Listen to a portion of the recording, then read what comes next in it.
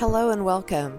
You are listening to the Gay with God podcast, a safe place for us to share our stories and support one another. How long did we know? What challenges did we face? Did we lose our faith? When did we find our way back home? Or are we still searching? The stories you hear on this podcast will melt your heart and strengthen your belief that in God, all things are possible, and you can be authentically gay with the God of your understanding. I am your host, Midge Noble, and I am very honored that you are here. Hello, everybody, and welcome back to the Gay with God podcast. I'm so glad that you're here, and I'm just delighted at you guys reaching out and giving me comments and some really good information about things that I talk about and giving your own experiences, so keep that up. When you private message me, that's just as well. If you put it on the actual Podbean app, that's fine too. So I'm finding them, and I'm loving the conversations that we're having after the show, so thank you so much. Today, we are so excited to not just have me, though. I am very excited to have an awesome guest that I have just been acquainted with, and I can't wait to learn more about Dr. Scholar Lee, who is family-oriented and a spiritual genius. Born and raised in New Haven, Connecticut, Dr. Scholar Lee currently resides in Atlanta, Georgia. Dr. Scholar Lee demonstrates legendary tenacity and persistence as an genderless spirit being. Dr. Scholar Lee is an educator, thought leader, keynote speaker, creative, and spiritual genius. Creator of the trademarked acronym T.R.A.N.S. Triumphant, resilient, authentic, noble success. Dr. Scholar Lee continues to triumph over life's obstacles, exercise resilience in the face of adversity, and is the epitome of an authentic, noble success. He is the founder of the nonprofit Trans Inc. and CEO of Trans Parent Life Conversations, an LGBT business enterprise with the National Gay and Lesbian Chamber of Commerce, and an award-winning small business of 2022. Dr. Scholar Lee is the director of the transgender and non-binary documentary series Gendered, which is featured on the Gendered YouTube channel. You may visit that at www.genderedpodcast.com to listen and support gender variant individuals. In addition, visit www.drscholarlee.com to know more about Dr. Scholar Lee's services, upcoming podcast, and you can subscribe to Dr. Scholar Lee on all popular social media platforms. Those links will be on the show page at empoweredmidge.podbean.com. Educationally, Dr. Scholar Lee has an impressive list of degrees. Check those out also on the Gay with God show page. Professionally, he has 15 plus years experience in the human service field, working with various underprivileged populations in various settings. Currently, Dr. Scholar Lee expresses his creativity in various forms and manages several businesses in various industries. Dr. Scholar Lee's purpose and mission is to passionately educate, enlighten, and empower people to evolve into a greater version of themselves.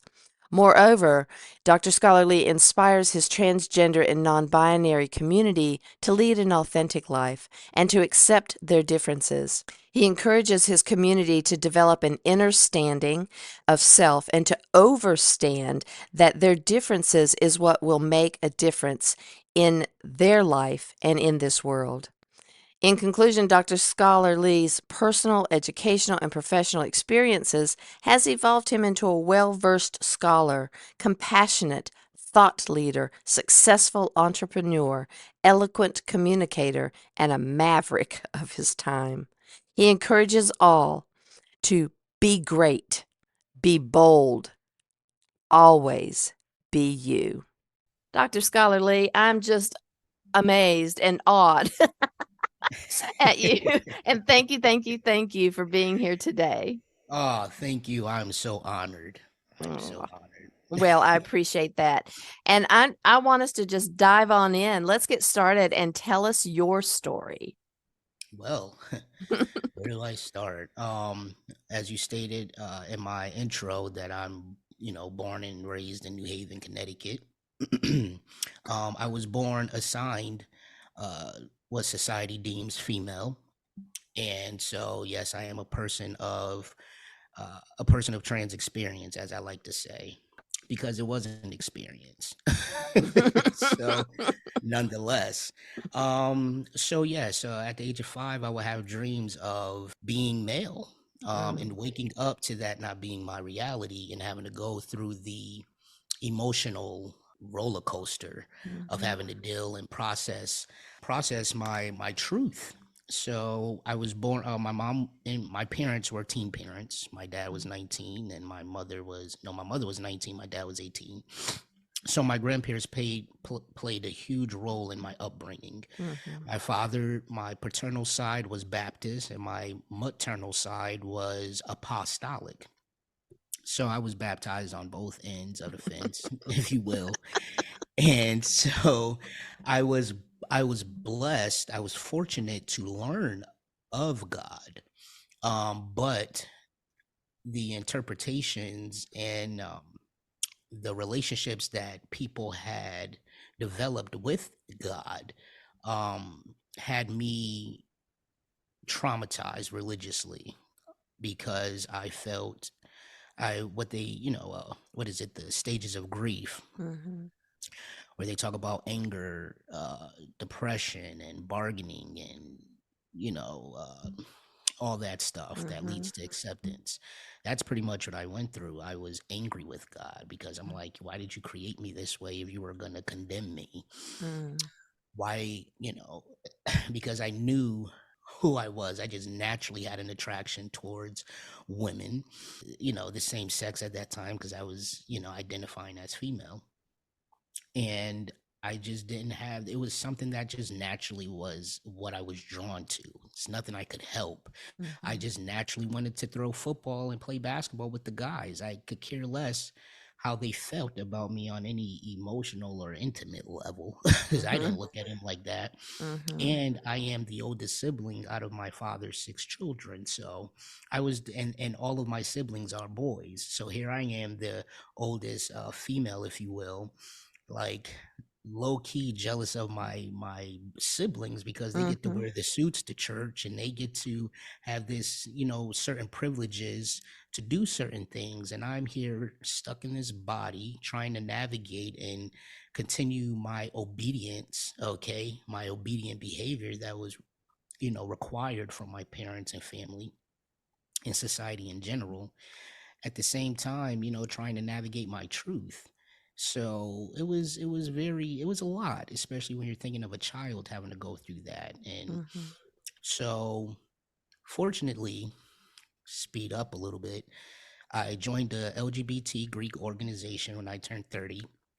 And I joined as a stud because I didn't even like the term lesbian. It was just too feminine for me. So stud is how I identified. So when I joined the Greek org as a stud, a masculine femme or aggressive femme, as whatever names people want to give it, I was enlightened to the one of the sub communities of the organization, and they were trans men. And I was like, wow. And I was enlightened because I went on Facebook, and I do mean Facebook, great people. Okay. Tell it like it is, Dr. Yeah, Scholar. hey, I do mean fake book. And I go on there and I saw a before and after picture, and I was blown. I was like, whoa, okay. Because prior to that, I always felt the void. All my relationships that I was in, they were leaving me for men. I was triggered. My dad, he would tell me, oh, the women that you like, they're going to leave you for men. So he done planted that seed in my mind, and I was just triggered because Mhm. an envy. I was envious of men because I wanted to be a male. I wanted to Right. be able to play basketball without a sports bra, because those were irritating. Yes, still are. Still are, by the way. I didn't want to see Little Red Riding Hood every month, and Uh-huh. so it was just like I was done with Twiddledee and Twiddledum on my chest. It was just too Mhm. much. Mhm. So I desired that, and I so when I became enlightened to this unique community population, I was like, this is me. This is where I Mm. belong. I Mm. now, that void that I felt was just like, there it is. Mhm. And so when I became enlightened, it was no hesitation of me doing a research and of course pursuing that journey. And I was at a point in my life because I was 30, and I was okay if nobody wanted to support me in it. I Mhm. was okay with being a lone star, if you will, Mhm. walking and experiencing this. I was okay if I had to walk away from my family. I was okay if the relationship, because I was engaged at that time to my daughter's mother. I was okay if she didn't want to support. I was okay because I felt I was I felt I serviced or I was devoted to the labels and the limiting life Mm. for so many decades. For three Mhm. decades, that's more than a life sentence out Mhm. here. Mhm. So Mhm. I served more than a life sentence in this body, suppressing my truth, not living fully in it, and having to deal with the consequences of it. Mhm. And so I was okay if nobody wanted to support me. But that wasn't the case. They supported and kept on moving. My relationship ended up going astray because she initially supported, but then when you start seeing physical changes, Right. reality starts to kick in. So there you go. And but um, besides that, yeah, that's pretty much where I'm gonna stop at. If you want to have any questions, ask me. But that's how I got led on my transition. Now I'm 37. My daughter is 7 years old. I did not birth her. She was my ex fiance did. Mhm. Um, and I've been married. I'm currently experiencing a divorce, Mm. and but I reflect on my life, and I am so privileged for my experiences because I could sit here fully embodied in my differences, knowing how much of a difference that I am predestined to make. Mhm. Being able to sit here, and when I speak about, when I redefine trans, because in society, trans is to be underprivileged. And I redefined it to mean triumphant, resilient, and an authentic, Mhm. noble success. So when you see me, that's what you see. You Mhm. see a triumphant individual who was resilient against adversity and who is an authentic, noble success. I live in my truth. I speak my truth. I am a servant of my truth. So when I give voice, I am delivering truth with the intent for you to not understand me. I don't want you to stand under my truth, but I want you to understand me. I want a heart to heart interaction, exchange, if you will. I want your heart to feel my experience, not stand under it. And I want you to understand the value and the worthiness of the experience and my purpose, and to even exchange an energy with you at this moment. So I don't regret not one thing. I don't regret not one decision. I don't regret anything because I could sit here with my scars and love it. Um, I don't hide them. I expose them because I'm not ashamed anymore. Mm. Mm. Um, and I realize that as I reflect on life, we go through these processes, right? Where you start off with it being ashamed, and then you become aware, and then you acknowledge, and then it brings you to acceptance. It's the 4 A's. And we also have the E's of evolution that I love to talk about, which is energy, experience, education, elevation, enlightenment, empowerment, exploration, excellence, and evolution, Mm. where the energy in which we embody create an experience for us. Because as I look back, the energy was always masculine. I mean, even with the sports bra and the whatever's going on. From afar, people thought I was the he, she, or I Mm-hmm. was the she, him, whatever. Mm-hmm. I was Mm-hmm. already being misgendered before I even knew of a transgender. Okay. Mm, So okay. it was just like, it was, you just couldn't deny the masculine energy that I embodied, that just, I exude my aura. Because it was So, embodied. yes. And it was just my energy. That was just Mm-hmm. my energy, was just masculine, Yeah. uh, masculine oriented or centered. Mm-hmm. Mm-hmm. So that energy that I have had created experiences for me, Mm-hmm. and it educated me in a way, not just about me, myself, and I, as I use those pronouns. It educated me about people and their projections on me without even allowing themselves to get to know me. You Right. already place me in these boxes, and you crucify me to these labels, and you give me limiting ways of being because you want me to obey you. I've been obeying ever since I came out the womb. I've been obeying my parents. I've been obeying my family, my elders. I've been obeying. I go to school and I have to obey. I go to church and I have to obey. Then I go into society and I have to obey. And the last thing anybody is empowering me to do is speak or give voice to my truth. Because Mm. in my obedience, I am rejecting and neglecting what is authentic. Mm-hmm. And now this has become habitual and second nature. So when I'm 18 and I have the opportunity to make a decision on my own, I'm too busy thinking what other people will feel, Exactly. Mm-hmm. because I'm just programmed, been Mm-hmm. programmed to Mm-hmm. obey and be obedient. Mm-hmm. And me living differently would be disobedient. Mm-hmm. And or every time something's been perceived as being disobedient, it's been punished. Mm-hmm. Whether I take my emotions away from you, I make you feel bad. So I emotionally abuse you, neglect you, reject you because you're not obeying me. Mm-hmm. We don't think on the repercussions that that gives a child when you Mm-hmm. are giving these subliminal messages of, you need to do as I say. Don't think on your own. I'm going to think for you. So when I get older now and I have the opportunity to think on my own, I don't know how to. Exactly. And I'm bringing and transferring these in-depth toxic conditions of love, these people pleasing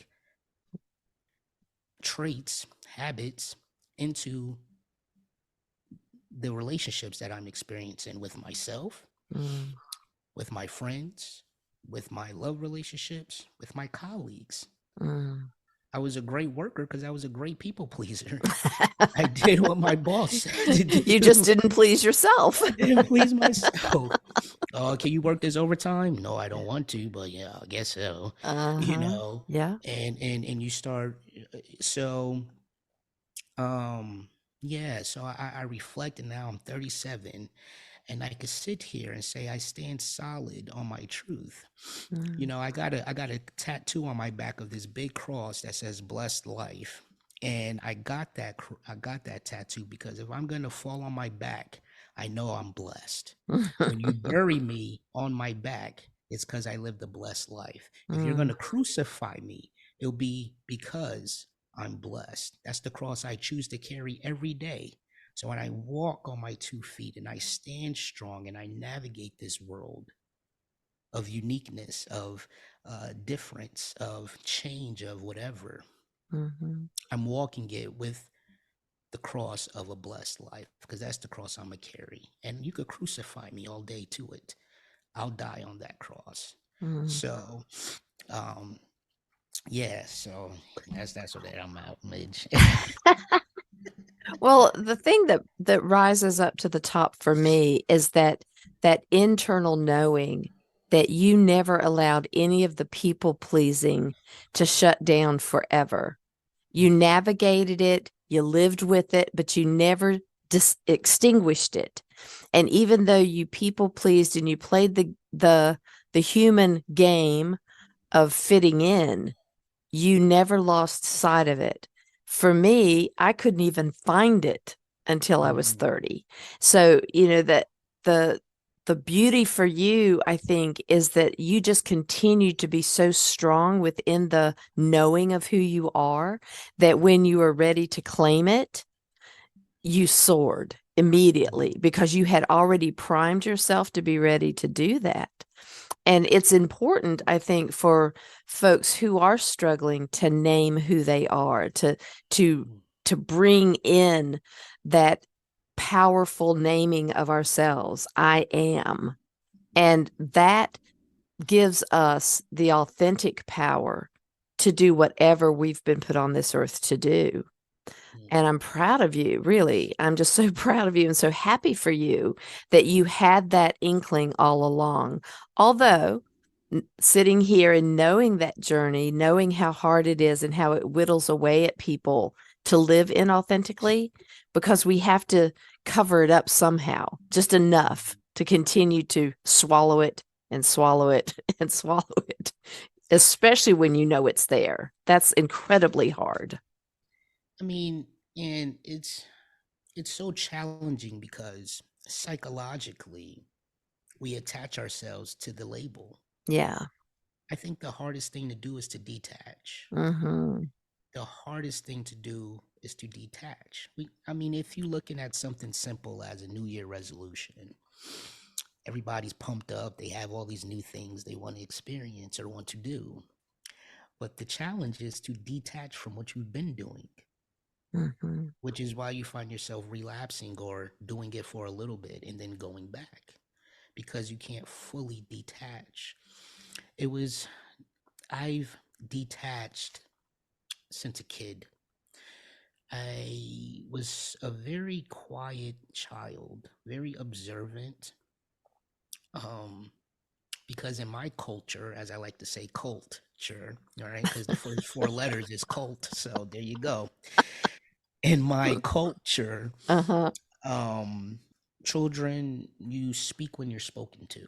Mm-hmm. Right. And that might be the American culture or everybody's culture these days. But the children, you don't have a voice because you don't know what you're talking about. Mm-hmm. And if I do give you voice, if it doesn't align with what I got going on, Mm-hmm. it's ignored. So why should I live in my truth? Is what you're telling me. Why should I speak my Mm-hmm. truth if you're just going to ignore it? Mm-hmm. Or So challenge now, it and shut it down. or challenge it and shut it down. Mm-hmm. And it cracks me up when people say stranger danger because Mm-hmm. it's the familiar faces that created my traumatic experiences. Mm-hmm. I then experienced my first abuse physically, mentally, emotionally, spiritually from a stranger. It was from a familiar face, aka a Mm-hmm. family member, right? Somebody that I was familiar with. Mm-hmm. And because it was ignored, or because I felt it would be ignored, um, I didn't give voice to it. I suppressed it. I held on to that Mm-hmm. because nobody asked. And if you're telling me that a child is not to be spoken unless spoken to, then I'm going to suppress it. I'm going to do something else with it. I'm going to have to detach some way, cope instead of heal through the pain. Right. So this is where you suffer in silence. And everybody thinks that you're weird, but nobody's asking why. Nobody's inquiring. They just see. And I think that happens a lot with parents or family. You see a unique child or you see a unique individual and you judge it. Mm-hmm. And when you judge it, you make that person feel ashamed Mm-hmm. of something that they have no control over. Mm-hmm. I was watching the cartoon the other day. I love cartoons. Disney's Hunchback of Notre Dame. Mm-hmm. And the master made the hunchback feel ashamed of something he had no control over, his Right. appearance. Mm-hmm. His appearance. And he confined and imprisoned the hunchback because of how his appearance would reflect the master's image. So he Mm-hmm. tucked it away. So when we look at that and we're gay with God, right? And we're Mm-hmm. living this colorful life, as I like to say. We're isolated, we're neglected from certain families, we're Mm-hmm. judged, we're confined, we're imprisoned because your truths will make me appear some way. So I don't even want to be associated with it, Right. is what happens in some of these households. Mm-hmm. Because yeah, the parent or the family members aren't worried about how their neglect and rejection is going to affect you. They're Mm-hmm. just focused on how it looks and appears in their world, how Mm-hmm. the world will see them because you have uh, a unique child, because you have somebody who's different. Mm-hmm. I can't blend in no more with society. Mm-hmm. So, you know, when you're a square and fitting in society's circle hurts, what do you do? Well, and I think that is the conundrum because we want to be all that we can be as soon as we recognize who that is. And yet we are powerless as children to make those decisions for ourselves unless you have a very progressive, open, and loving family, which Right. I know that I've heard that it's out there.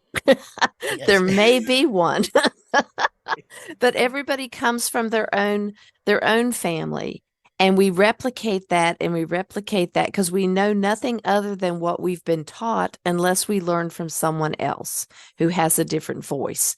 And so as children, always until it isn't, we are going to replicate our family system unless we have that chutzpah inside of ourselves.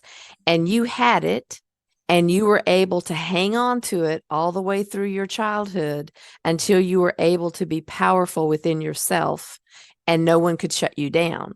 Yeah. I think that's remarkable that you held on to it. And I think it's remarkable that not only did you hold on to it, but that when you did begin to soar, you created your own path. You didn't follow anybody else's. You have created language and experiences and the acronyms to replicate who you want to be, and then offer it to us, not to be you, but to see, does this resonate with me, and now how can I use this to be me? So talk about that a little bit, how you really are inviting us not to be you, but to be us by being in your presence. Does that make sense? Yes. Absolutely. And what comes to me is the analogy I use. I am a walking mirror. So when you see me, you see you. Mm, This is where you spell the word men, right? And the first two letters are ME, which is me. One must see the me in men. And that's what I don't share my perspectives and perceptions in life with the intent to have you understand me. I speak with the intent for you to have an understanding and for you to understand your value and worth through my experience. I don't request for you to understand me. I feel that's emotionally intelligent. I mean, emotionally unintelligent. Because to request somebody to leave their primal position and their truth to stand under yours for an ounce of a second, it's too much. It's mm, selfish. So, as a thought leader, as an individual of truth, when I say I seek the truth, I speak the truth, and I am a servant of my truth. When I speak the truth, I'm speaking my truth to empower you to speak yours. mhm, And because that's freedom, that's free will. When you tell me I was created from the creator and the creator gave me free will, then I want to exercise that will to be free. mhm, So, as a natural leader, I am not here for you to be a disciple of my truth. I am here to guide you to be a disciple of your truth, mhm, to explore your gifts. What are they? To ignite the genius in you so you can be omnipresent and omnipotent in your discipleship Mm. as you proclaim dominion over your life. And I feel that when you break it down with that approach, I don't have expectations. Mm. I'm just here to provide my service, and my service is truth. That's all I can give you. This is why I use my pronouns me, myself, and I, because I was tired of telling his story. Mm. I was tired of telling her story. I was tired of their stories regarding me. Mhm. All I could tell you is my story. All I can bring is me. And I'm not trying to be him, her, them. I Mhm. am on a life's journey of exploring and being me. Mm. So when I see people, I'm going to mirror where you are. When you hear me talk right now, and some people may be profound by what I say, know that my voice is talking to that voice that's in you. Mhm. There's something profound in you that you need to speak. Yes, we have a generation, we have family, right? A family heritage. Genetics is information, hereditary information. When you look up the word, passed down from parent to offspring. It's hereditary information. The word information, it is something put in you to form you. So when you are told you're a girl, when you're told you're a boy, this is forming you from the inside out. It eliminates your ability to think. Mm. And when you change the information, then you change the conversation. And when you change the conversation, you change your realization, your reality. So it's great to know what his story is. But the thing is, what is my story? Mhm. When you take that wand that they call a pen and you put it to paper and you speak your truth. So I empower everybody to do that because I had to do that. It came to a point in life where I was so quiet as a child. I would never thought I would be. My purpose would require communication of any nature. Let alone be great at it. It's just like, well, really, But if we look at all of our inner childs, if anybody, you will see how much information you suppressed, how much truth you have not given life to. Mhm. I when I introduce myself on my platforms, I tell people I am the voice with two E's of enlightenment. And I had somebody ask me, well, are you the people's enlightenment? And I said, no, I'm not the people's enlightenment. I am the voice of enlightenment because when I speak, I enlighten the people. There's a difference. I don't want to be the people's enlightenment. That sounds codependent to me. Mm. I don't Mhm. want to be your enlightenment, if you will, if that makes sense. But Mhm. I want you to be enlightened so you can be your voice of enlightenment. Right. I seek and speak the truth so I can activate you to seek your truth and Right. speak your truth Right. and have the audacity to do such. Do you have the audacity to live up to God's capacity? And Mhm. what's God's capacity for you? Mhm. Is it what he said, what she said, and what they're talking about?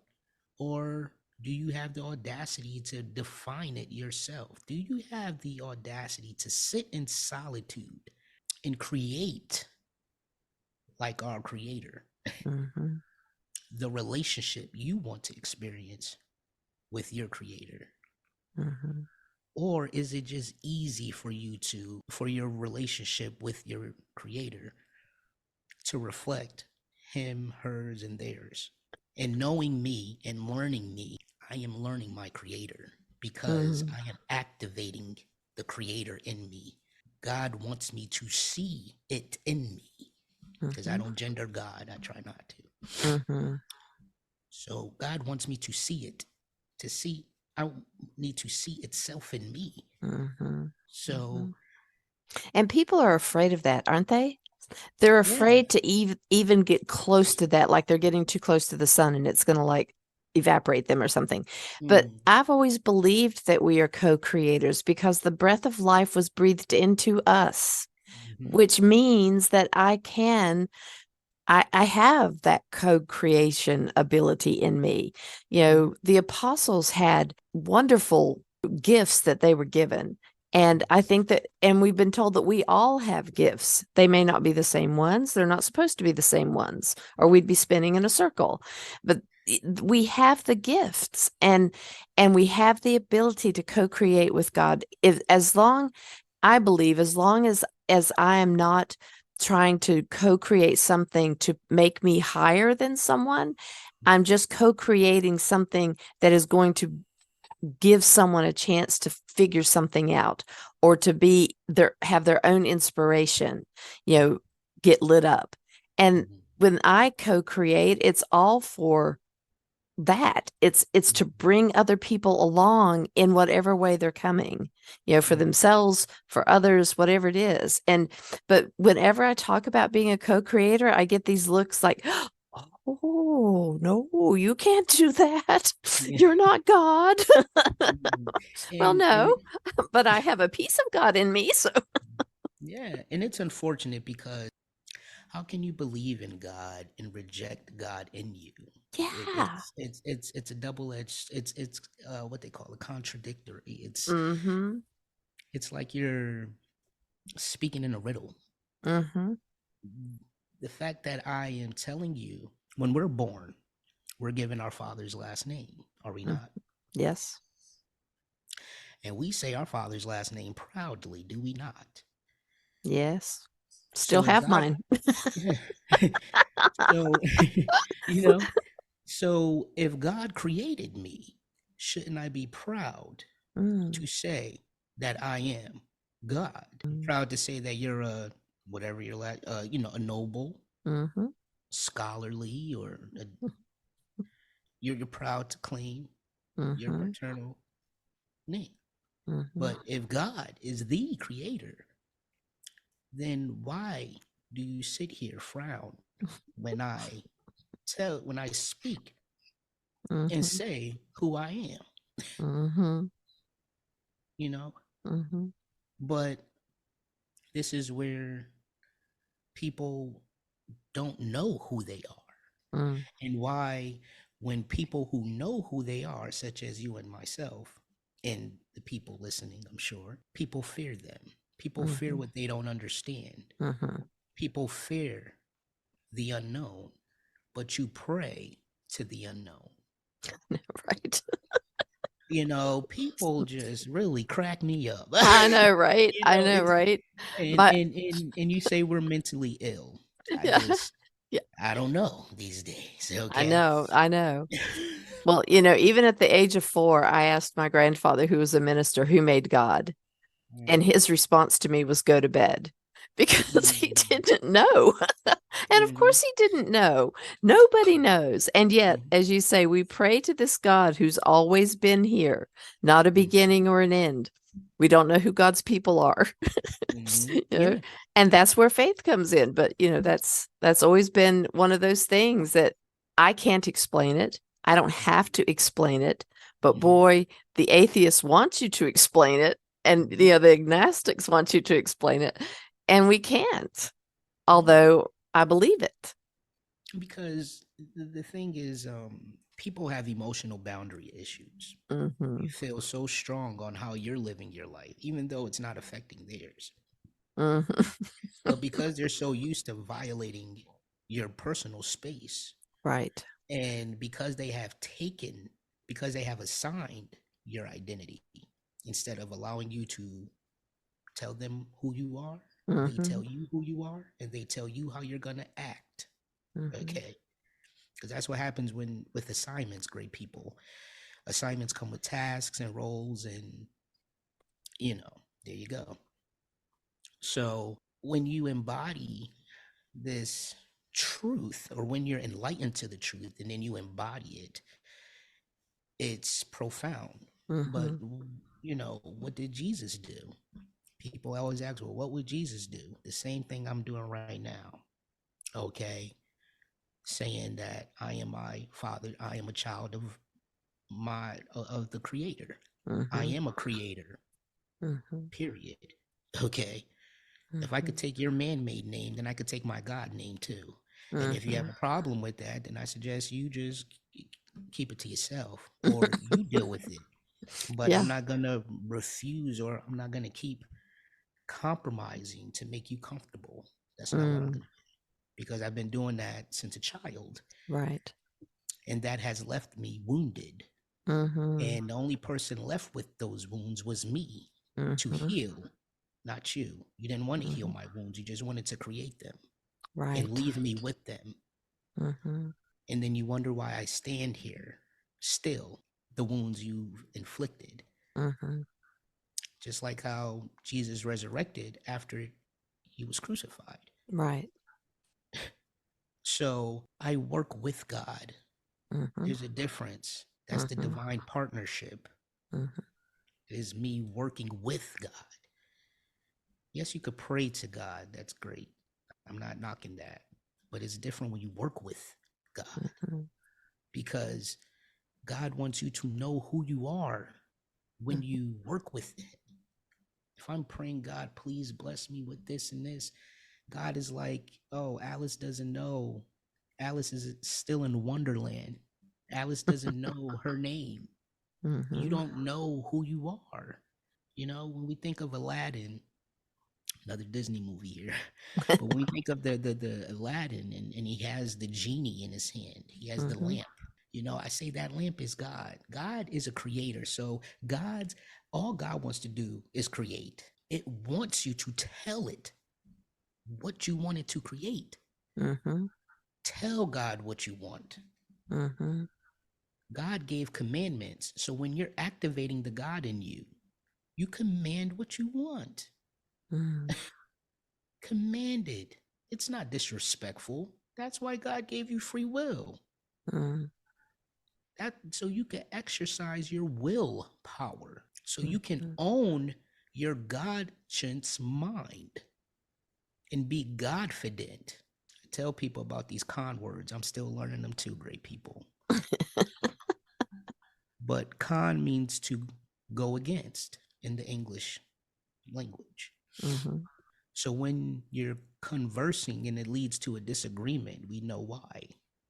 When you're conflicted, we know why. When you are confident, you know why it's not consistent.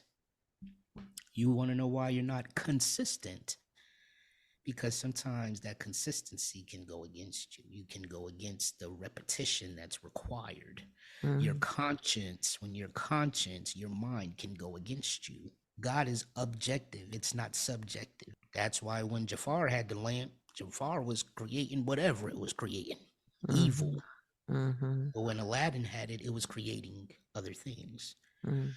So when you speak to God, know who you are.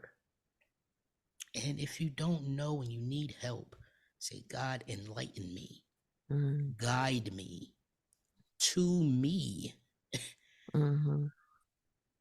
because it's the me and the myself that creates the I am, Mm-hmm. which is why Jesus had his 40 days and 40 nights. The me was with myself. That's why he was able to serve in his I am. Mm-hmm. When you're in solitude, there's power in that. And Mm-hmm. that solidity, solitude, the key word is solid. Okay? When you're Mm-hmm. by myself, when I'm by myself, when me is with myself, I can do the impossible if I'm intentionally going within. Mm-hmm. And it's a process. It doesn't happen overnight, great people. Oh no. It doesn't, because you have to learn what is true to you, what was told to you. You have to remove the teachings that you've held on to for decades of your life, wherever you are in the process. Mm-hmm. You were married to that. You have to Mm-hmm. divorce it now. you know, you have to divorce you. You know, you have to divorce certain aspects of yourself. You know, and it's just like, wow, I got to let this part go. And then you find yourself scared of you because this new you is here. Yeah, right, right. You know. Well, and I've been really careful about the deconstruction process that everybody's on because I really believe that everything that we've been through has has wisdom in it, even Hmm. if it was hurtful. We learned from Yes. it. And so as I move through my journey, I'm making sure that I really evaluate what I choose to bring forward and what I choose to not bring forward. I don't erase it because it's a Hmm. piece of how I got to where I was, but I don't Absolutely. activate it in the now. I see Hmm. it where it is and I name it. I Hmm. name it as something I'm not choosing to bring forward. And Correct. yeah, those things are powerful for me to be able to now pick and choose and say, I'm not afraid of it. I don't Hmm. have to be afraid of it. Even if it was a wound back then, I can now claim Hmm. healing when it's time. And some of the wounds are still fresh. I totally agree with you. I used to Hmm. do this thing for kids when I was doing therapy, and we would get Play-Doh and we would roll it out. And then I'd have them take a tool and for, whatever abuse or whatever pain, whatever hurt they had, they would poke a hole in the Play-Doh Hmm. and pull a piece out. And the holes that remained were the wounds that they went through. Hmm. And then they wanted to put the things back and smooth it out. And so we put them back and we go to smooth it out. And of course, it wasn't completely smooth. There were Right. always, even though it was healed over a little bit, there were still these little remembrances, a little bit of this isn't right here. You can see the line, you can see this. And I use that as a tool to say, scars don't have to be fresh. Hmm. They may remain, but they're not going to always affect you the way it was when it was fresh and it hurt and it was painful. Now it's a memory, and you have the power over the memory as to what you want to do with it now. And so Absolutely. when we empower ourselves to move forward from the pain and choose how to reframe it. Hmm. Yeah, I love that because pain and pleasure. Mm, I do believe you have to go through painful experiences to enjoy the pleasure. mm-hmm, I do not regret not one decision I made. mm-hmm, mm-hmm, There's a difference when you're living a life of separation and segregation versus integration. mm-hmm, Why does my shadow and my light have to remain separated? It'll have me internally conflicted. Make me feel like I'm at that crossroads and I have to choose a direction. mm-hmm, All right? Because in the Bible, what is it? You follow the path many follow, and then you got the path that few follow. mm-hmm, So as you stated earlier in our discussion, is that I created a path, and yes, I created I didn't choose either direction. mm-hmm, I walked straight and I created my own mm-hmm, path mm-hmm, because I knew one thing that came with that. I knew the path that I created, those that followed me or those that walked the path with me mm-hmm, were meant for me. mm-hmm. They were meant for me. And so when you integrate oneself and things aren't black and white anymore, you have this you have a gray life where it's neutral, right? Because I'm not gonna deny or reject my shadow self. Mhm, I'm not gonna do that because the shadow is used to being rejected and neglected. I'm mhm, going to shed light on that. I'm mhm, going to love that, and I'm going to nurture that. And I'm going to allow my shadow self and the lessons that it's learned to protect this lighter self of me, this mhm, this other side of me, mhm, where you know the devil is now your advocate. mhm, You know, because that devil energy, the devil can see through and will enlighten you about, because you've walked the valley of the shadows of death. Mm-hmm. You've walked those shadows. You've seen those shadows of you.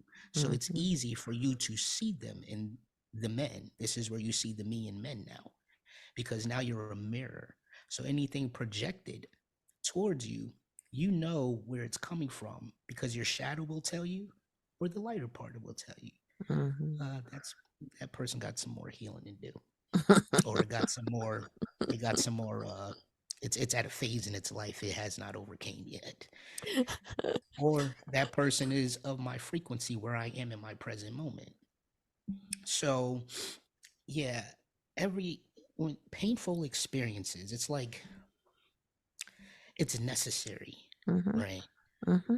Because I could not stand here and be so solid in my Mm-hmm. delivery, be so um true to my truth, if you will, Mm-hmm. Mm-hmm. devoted to my truth, if I didn't go through painful experiences. Mm-hmm. The thing is, what I realized is that I denied me before anybody did. Mm-hmm. I said negative things about myself and had those dark thoughts and wanted to harm myself Mm-hmm. before anybody else thought of it. Mm-hmm. I was my enemy. And when I didn't have a healthy love with myself, I saw reflected in the relationships I was experiencing, whether it was friendships, love relationships, whatever. So, because I didn't love myself, I deceived myself. I cheated on myself. So, yes, I'm hurt when my partners are cheating, my friends are not loyal, because I wasn't loyal to me. I Mm-hmm. was cheating on me. So, this is where you're that mirror and you're seeing the shadow self. So, I can't play victim. I love that. I have to acknowledge what I'm doing to me first, because Mm-hmm. if I love me in a healthy Mm-hmm. way, it will be easy for me to create a boundary and to not accept what I'm not giving me. But if I'm sitting there and I'm looking in the mirror and I'm calling myself all types of names, or I'm saying I'm ugly, or I'm just finding something negative to look at, and then Yes. I'm Yes. upset when I open my door and I go into society and they're looking for something negative to judge, Mm-hmm. Mm-hmm. am I really going to be mad though? I Mm. have to change the relationship with me. Mm-hmm. And people rather blame, point fingers, than take accountability. Yes. Yes. I think that's where the pain is. Because when Yes. you say forgiveness, you have to really forgive you. You know, it's not Mm-hmm. necessarily about you forgiving or the other person forgiving you. Because if you forgive you, you don't necessarily need the validation Mm. of the forgiveness from the outside party. Mm. If you forgive yourself, I had to forgive me for not loving me in the way, and putting that responsibility on someone else who probably didn't love themselves. Because if I'm not Mm-hmm. loving me, my energy is attracting people who don't love themselves, which is giving me experiences I don't want. Mm-hmm. But because I decided to learn from the lesson instead of repeat it. I'm now educated on how I need to elevate. I'm Mm-hmm. now enlightened and empowered to explore the ugly truths, because I'm tired of living a beautiful lie. Right. And, and now I can embody my excellence and evolve in the way in which I see me. I had to forgive myself, and that's tough when you know you're one of the main abusers in your life. Which most of us have not admitted that, right? Yeah, Most of us have when you not have to admitted that. you have to be aware, you have to acknowledge, you have to accept that. And Right. then it's like, okay. this is an ugly truth that I don't like. It's an Right. ugly truth. It's not that you don't like it. It's just ugly.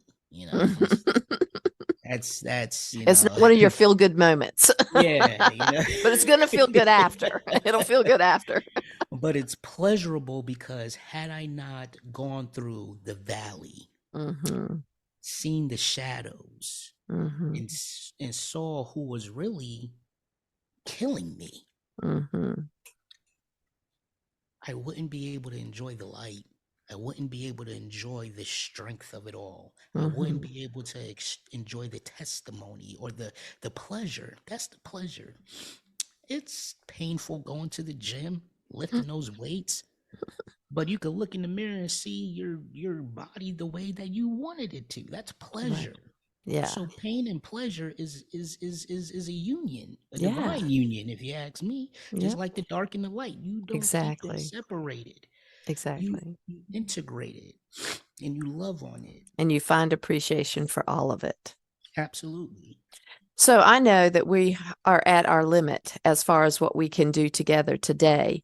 But Hmm. as I mentioned probably before, that, this is our get to meet you. And then at some point in the future, we're going to have a go deeper with.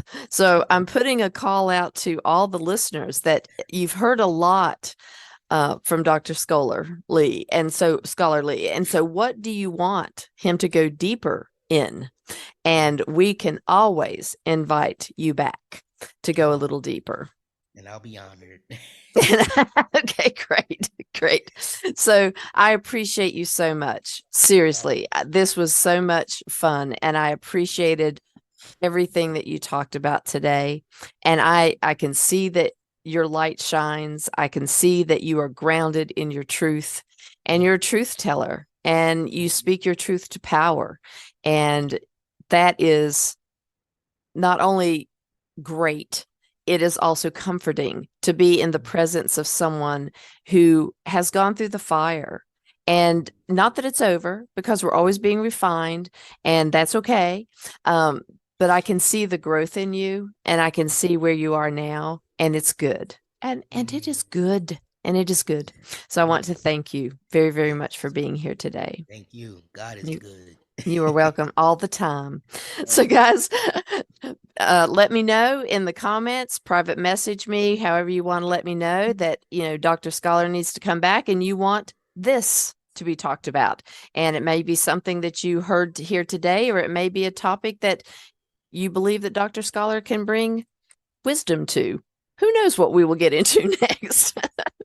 So, guys, also, I want you to make sure that you go to empoweredmidge.podbean.com, find all of the links. There's tons of information. There's a lot of good things to find on the website, on not just empoweredmidge.podbean.com, but on Dr. Scholar's website. I want you to be able to access everything that's offered. And I'm telling you that the gendered podcast in the documentary, you need to find that. It's on there. It's a click thing. You just click it and you go. So go there and find all of that cool stuff. And make sure that you pause and read through the bio, because there's wisdom here, and there's tons of letters. And I want you to see all of them. Also, go and check out our Facebook group, Gay with God, where we do a monthly Zoom group entitled My Faith Journey, where you can get support wherever you're at on that journey and ask any questions you want to ask and create questions. We love to create our own questions when we're there. So feel free to join that group. And if you need support to help you through your coming out or faith journey, go to the show page at empoweredmidge.podbean.com. Scroll all the way down to the bottom and you can connect with me. I am also thrilled to share that I will be recording the Gay with God podcast live from Wild Goose Festival this July 11 through 14. The Wild Goose Festival is a transformational community grounded in faith-inspired social justice. It's a one-of-a-kind gathering that brings together activists, artists, and seekers from all walks of life to explore justice, art, spirituality, and community. As one of my followers, you can use the discount code A-MIDGE to get a $50 off the price discount for an adult weekend ticket. So for more information, visit www.wildgoosefestival.org, and that will also be on the show page at empoweredmidge.podbean.com. If you're listening to this podcast and you are questioning whether you can be gay and be in a relationship with the God of your understanding, if you identify as LGBTQIA+, or not even sure if you're gay, God has always been within you, even when you didn't know it. You have always been gay with God. Thank you, everybody. Stay tuned to see how you can join the Gay with God community. And as always, you are loved. I want to invite you to become a part of the Gay with God community. How can you do that? Stay connected by messaging me your thoughts and comments in the comment section under the downloads of the show on the Gay with God show page. Subscribe to this podcast wherever you listen and share so we can increase our community outreach and be a light to those who are struggling to claim their faith. Consider being a sponsor so I can highlight your service in our community. We are all worthy of respect and a relationship with the God of our understanding. I want to thank you in advance for supporting this podcast. Together, we as a community will keep this show visible and our community stronger. Deep gratitude to my friend Tim McClendon of Tim McClendon Music for allowing me to use an excerpt from Interlude 4, a song found on his CD entitled Sundance.